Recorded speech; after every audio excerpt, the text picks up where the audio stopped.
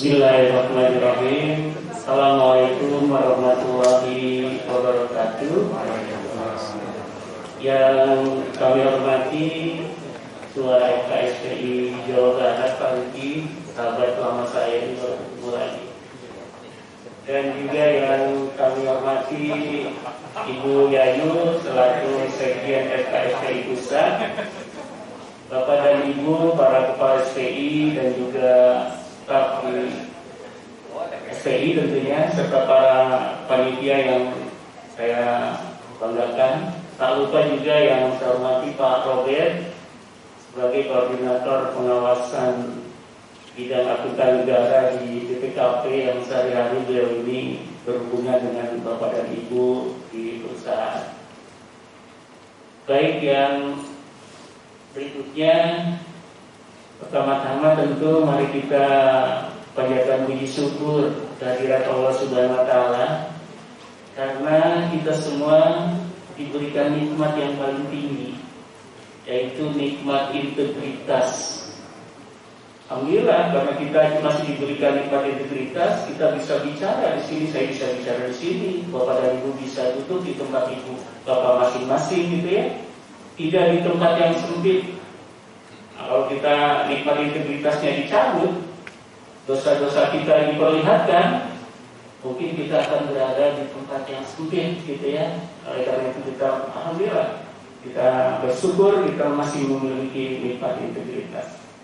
Yang kedua tentu saja nikmat sehat, karena sebagian besar atau sebagian kecil di luar sana saudara-saudara kita sekarang terjangkit kembali pandemi COVID untuk varian baru BA445 itu ya, yang penularannya katanya juga sangat masif, tapi dari sisi efektivitasnya untuk mencelakai, insya Allah ini makin berkurang, katanya begitu. Cuma tingkat penyebarannya yang cukup cepat. Oleh karena itu kita juga bersyukur hadirat Allah Subhanahu wa Ta'ala, kita diberikan kesehatan, terbebas dari pandemi COVID, dan insya Allah kita juga selalu berdoa supaya pandemi COVID ini bisa segera berakhir. Ya, kalau bisa, pemerintah juga sudah berancang-ancang sebenarnya dalam waktu dekat pandemi ini akan beralih menjadi endemik. Ini juga barangkali yang harus kita antisipasi dari sisi pengawasannya. Bapak dan Ibu sekalian, para peserta halal bihalal ya, yang saya banggakan, ini mungkin halal bihalalnya agak terlambat karena sudah mau Idul Adha besok ya. Tapi tidak apa-apa ya, karena kesempatan untuk bertemu bersama rekan-rekan ini memang tidak mudah gitu ya, untuk mencanangkan waktunya, sehingga kita memaklumi kalau FKSPI Jabar baru mengadakan di menjelang Idul Adha juga, tidak apa-apa Pak. Kami mengapresiasi justru Pak.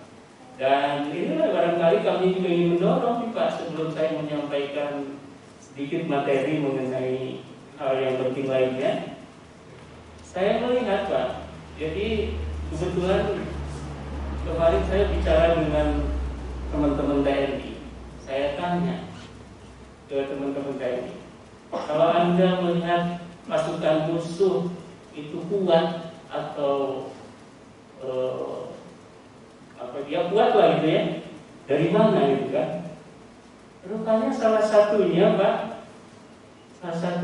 dari cara berbaris.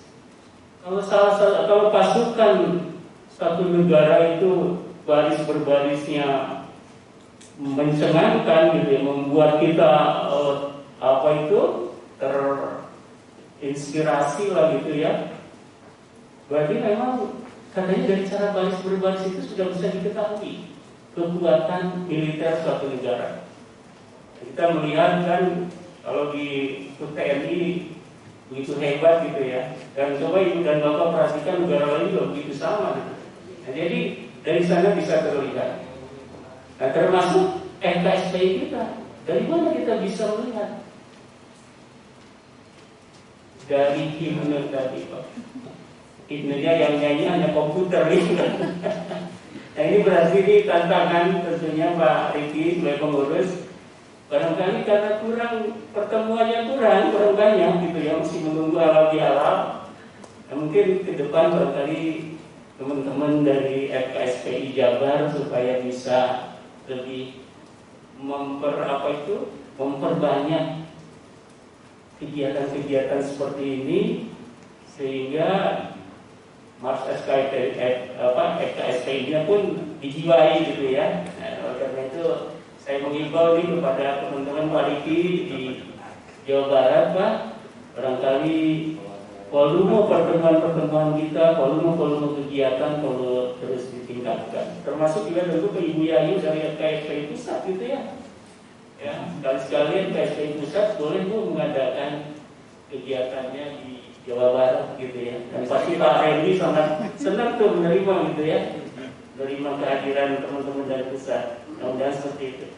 Nah, Bapak dan Ibu sekalian, itu hanya untuk mendorong saja ke depan. Mari kita gelorakan kembali, kita semangati kembali kegiatan FKSPI di Jabar ini supaya lebih semarak dengan kegiatan-kegiatan yang tentu bermanfaat bagi seluruh anggotanya. Bapak dan Ibu sekalian, kalau kita tadi memperhatikan pidatonya Pak Wildan, ya, di situ tersimpan ekspektasi dari direksi. Dan saya kira itu cerminan lah bagi semua BUMN atau BUMD yang ada di Jawa Barat di Indonesia. Itu harapannya bagaimana ke depan SPI ini bisa lebih bermanfaat, fungsinya lebih terasa bagi manajemen, sehingga betul-betul dapat meningkatkan value added perusahaan. Itu kira-kira seperti itu gitu ya. Nah, karena itu untuk mendorong itu rasanya selaras dengan apa yang disampaikan oleh Pak Wildan, Direktur Keuangan PT DI, ya, menjadi penting bagi SPI kita untuk membangun budaya inovasi. Lalu budaya inovasi. Sejauh mana SPI bisa mengembangkan budaya inovasi? Ini yang barangkali perlu kita dorong. Nah, ini Bapak sekalian, mengapa budaya inovasi? Ya, tadi sudah disebutkan ya. Kita memasuki 2019 itu kita memasuki era 4.0 gitu kan. Di 2020 ditambah pandemi Covid. Sehingga betul-betul cara-cara kerja kita dituntut berbeda dari sebelumnya. Ya. Kecepatan, ketidakpastian, kompleksitas, ambiguitas itu betul-betul memang merangsang lah kira-kira ya, merangsang seluruh pelaku bisnis untuk mengubah cara bisnisnya. Ya, tujuannya tidak lain semuanya untuk bagaimana mempertahankan minimal, bagaimana mempertahankan tingkat kesehatan perusahaan. Kalau bisa malah bisa memberikan nilai tambah bagi perusahaan. Dan saya kira hal inilah yang mendorong perlunya adanya budaya inovasi gitu ya.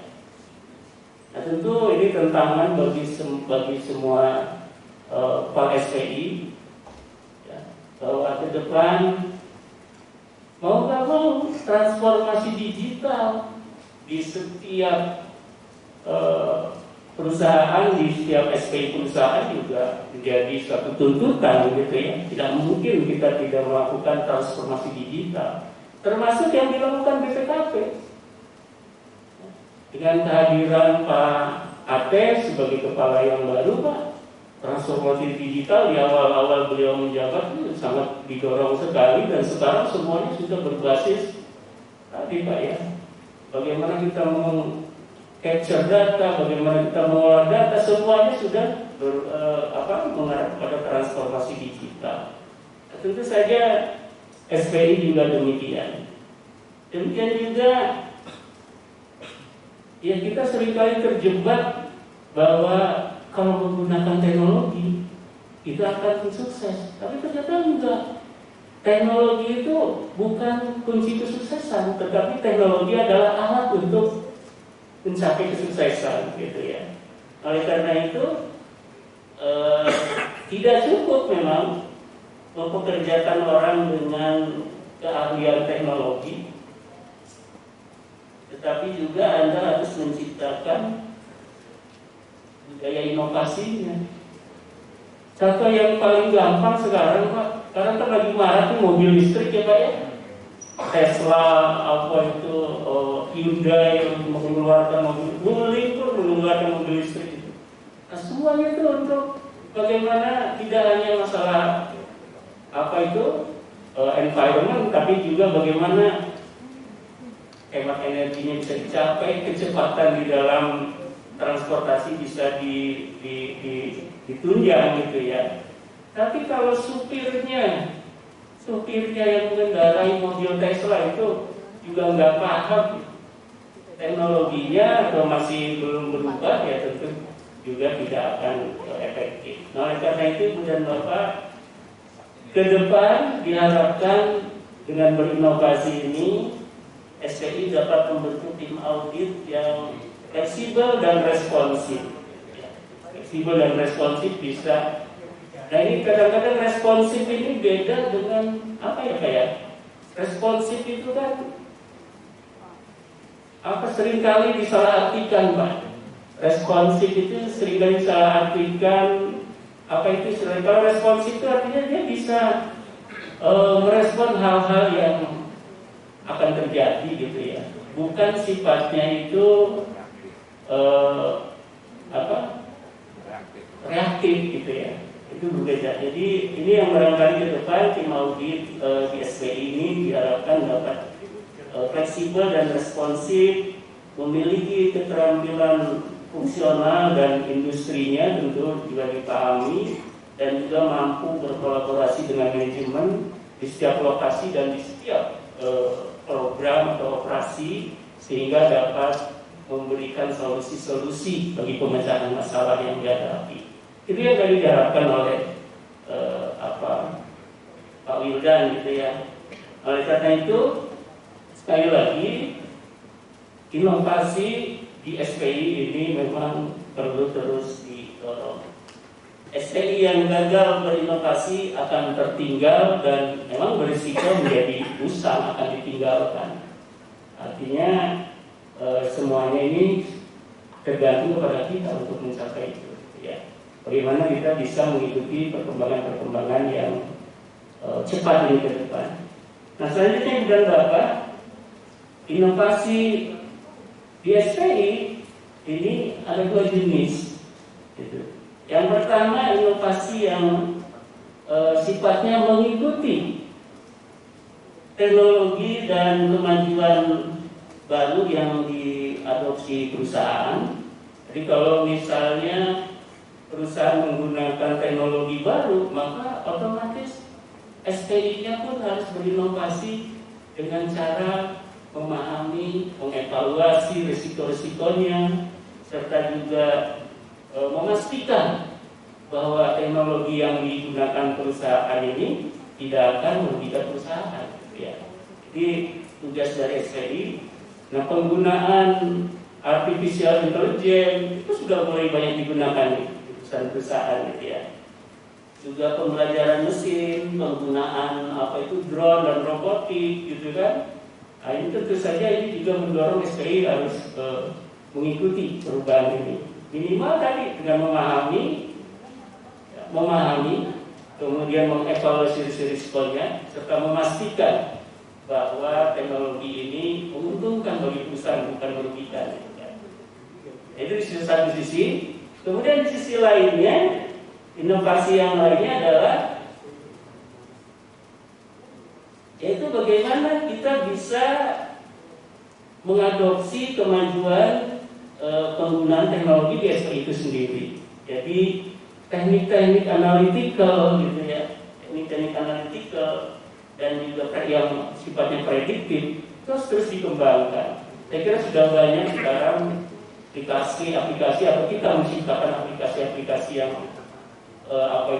penting, berhubungan dengan analytical dan prediktif, ini perlu terus dikembangkan.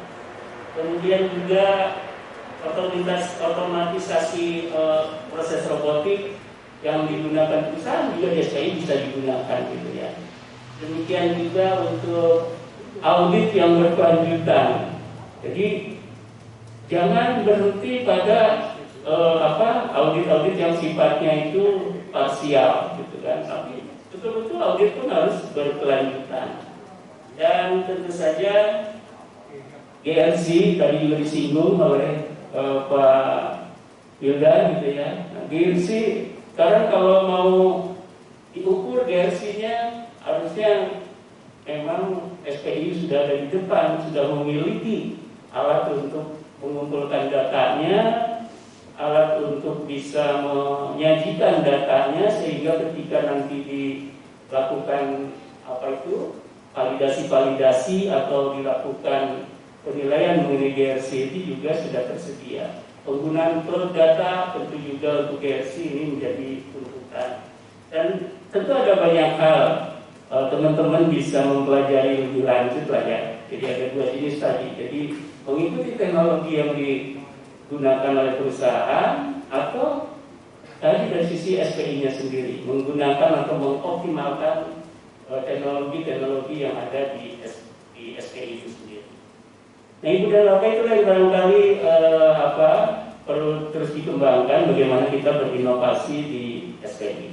Terakhir, barangkali salah satu keluhan, salah satu termasuk yang sudah diriset oleh Pricewaterhouse, itu memang sulit untuk melakukan pengembangan di SPI, katanya begitu. Kenapa? Karena hambatan yang pertama adalah waktu yang tidak punya waktu atau tidak cukup waktu, gitu kan. Tapi kalau waktu itu didefinisikan lebih luas begini ya Pak ya, waktu itu time, gitu kan. Ya, kadang-kadang seperti itu. Yang kedua adalah ketidakberdayaan kepala SPI. Ya, mungkin ini barangkali masih banyak juga kepala SPI yang belum mengikuti atau gaptek lah terkait dengan teknologi atau termasuk tidak mengikuti perkembangan metode-metode atau tools-tools yang digunakan di dalam rangka pengawasan misalnya, sehingga ini juga menghambat inovasi di SPI. Kemudian juga keterbatasan sumber daya dalam arti luas tentunya, dan ini masih sangat terasa gitu ya. Ada misalnya di Jawa Barat SPI-nya misalnya hanya seadanya saja dari sumber daya misalnya, masih ada Pak. Kemudian juga kurangnya pemahaman pemimpin perusahaan. Jadi visinya pimpinan perusahaan juga nggak paham apa itu fungsinya SPI. Nah, ini juga yang menghambat inovasi dilakukan di SPI. Tapi kalau tadi Pak Wildan bicara, wah alhamdulillah tuh Pak Rendy, senang Bapak di PTDI karena beliau sangat mendukung ya keberadaan fungsi SPI-nya. Di tempat lain juga saya melihat SPI-nya yang penting ada aja gitu. Syarat governance-nya terpenuhi, kan begitu. Tapi efektivitasnya seringkali diabaikan. Nah, ini terkait dengan visi tentunya dari pimpinan perusahaan. Nah, dan Bapak sekalian, jalan keluarnya adalah ayo kita sama-sama mempromosikan budaya inovasi di SPI. Yang pertama, Ibu dan Bapak harus punya strategi untuk change management SPI. Harus punya, BPKP udah lama juga, terus bangun gitu. Dan saya pun ketika belajar diajarin sama mentor itu, mulai dari yang terkecil katanya gitu, perubahan itu dimulai yang terkecil. Cuma kadang kita bertanya, Pak, yang terkecil di dalam organisasi kita apa ya? Mungkin bukan yang terkecil itu, yang paling awal, yaitu penetapan tujuan, Pak.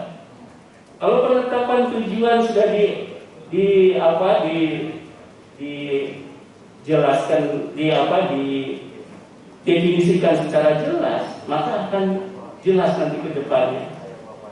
Saya ambil contoh di BPKP aja deh, yang barangkali bisa dicontoh juga oleh FKSPI.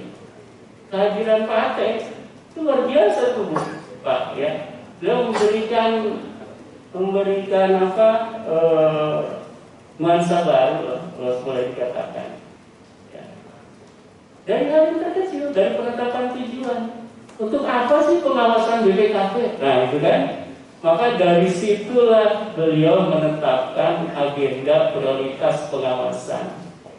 Nah, sekarang punya agenda prioritas pengawasan yang dikomunikasikan kepada Presiden yang sangat direspon sangat baik gitu ya, didukung. Nah saya kira juga sama di SPI. Jadi yang pertama-tama Ibu dan Bapak harus lakukan adalah menetapkan agenda prioritas pengawasan di SPI. Kalau itu sudah bisa dilakukan, didukung oleh pimpinan, maka otomatis mempromosikan budaya inovasi ini akan lebih mudah untuk selanjutnya. Ya, yang kedua, tentu tadi perbaiki proses bisnis termasuk manajemennya. Kalau proses bisnis yang buruk, ya tidak mungkin inovasi bisa dilaksanakan. Demikian juga kalau manajemennya nggak bagus, tidak mungkin juga inovasi bisa dilaksanakan. Kemudian yang terakhir, yang ketiga, tetapkan harapan dan ukurlah. Nah, jadi ini yang barangkali ini keahlian Bapak dan Ibu lah, kira ya. Tetapkan harapan dan ukurlah. Nah, mengukurnya itu sebenarnya keahlian Bapak dan Ibu lah. Kemudian yang hal yang lebih penting, ini menurut salah satu ahli, ini bukan kata-kata saya nih Pak. Ketika melakukan inovasi adalah fokus pada orang. Fokus pada orang dalam arti Bapak dan Ibu sebagai kepala SPI harus memberikan kepercayaan kepada orang-orang yang jujur tentunya ya, orang-orang yang berintegritas untuk bisa mengembangkan. Dan yang terakhir, dan Bapak, ini semua katanya yang inovasi itu ya semua itu terkait dengan data. Maka kalau di data di dalam perusahaan sudah dihasilkan dengan cara-cara yang benar, cara-cara yang berintegritas datanya, maka insya Allah akan menghasilkan informasi yang berintegritas. Nah persoalan di negara kita tuh kalau diurut-urut cuma dua Pak. Orangnya tidak berintegritas, yang kedua datanya tidak berintegritas. Tapi anehnya Pak, perencanaannya tetap jalan ya Pak ya, diketok juga terus gitu. Nah ini barangkali menjadi perhatian kita semua. Mudah-mudahan teman-teman dari FKSPI tetap semangat untuk bisa berinovasi ya. Bagaimana ke depan kita bisa mempromosikan inovasi ini bisa diterapkan di SPI, BUMN di Jawa Barat. Saya kira itu yang bisa saya sampaikan. Saya mohon maaf apabila ada hal yang kurang berkenan. Subhanallahumma wa bihamdika asyhadu an la ilaha illa anta astaghfiruka wa atubu ilaik. Assalamualaikum warahmatullahi wabarakatuh. Waalaikumsalam warahmatullahi wabarakatuh. Terima kasih Pak Purnama. Kita sudah berminggu depan untuk mendapatkan paket dari Bapak Riki.